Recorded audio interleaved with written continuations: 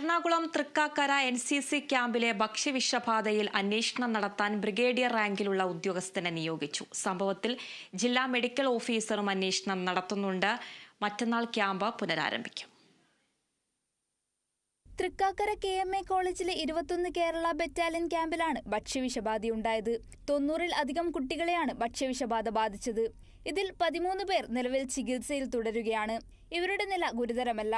സംഭവത്തിൽ അന്വേഷണം നടത്താൻ ബ്രിഗേഡിയർ റാങ്കിലുള്ള ഉദ്യോഗസ്ഥനെ നിയോഗിച്ചിട്ടുണ്ട്. തൃക്കാക്കര നഗരസഭ ആരോഗ്യ വിഭാഗവും സ്ഥലത്തെത്തി പരിശോധന നടത്തി. ഇന്നലെ ഉച്ചഭക്ഷണത്തിന് ശേഷമാണ് വിദ്യാർത്ഥികൾക്ക് ശാരീരികാസ്വാസ്ഥ്യം അനുഭവപ്പെട്ടത്. വൈകിട്ടോടെ ഒട്ടേറെ പേർ ക്ഷീണിതരായി തളർന്നു വീണു. പോലീസ് വാഹനങ്ങളിലും ആംബുലൻസുകളിലുമായി വിദ്യാർത്ഥികളെ ആശുപത്രികളിലേക്ക് മാറ്റുകയായിരുന്നു. വിദ്യാർത്ഥികളുടെയും രക്ഷിതാക്കളുടെയും പ്രതിഷേധത്തെ തുടർന്നാണ് ക്യാമ്പ് താൽക്കാലികമായി നിർത്തിവെച്ചത്. അതേസമയം ഭക്ഷ്യവിഷബാധ ഉണ്ടായതിനെ തുടർന്ന് കോളേജിലേക്ക് അതിക്രമിച്ചു കയറി വിദ്യാർത്ഥികളുമായി പ്രശ്നമുണ്ടാക്കിയതിൽ 10ഓളം പേർക്കെതിരെ പോലീസ് കേസെടുത്തു.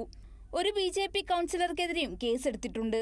കോളേജിലേക്ക് അതിക്രമിച്ചു കയറുകയും വിദ്യാർത്ഥിനികളോട് മോശമായി പെരുമാറുകയും ചെയ്തു എന്നതാണ് ഇവർക്കെതിരെയുള്ള ആരോപണം. വിദ്യാർത്ഥികളുടെയും രക്ഷിതാക്കളുടെയും പ്രതിഷേധത്തെ തുടർന്ന് നിർത്തിവെച്ച ക്യാമ്പ് മറ്റന്നാൾ പുനരാരംഭിക്കും. Kerala vision news, Kochi.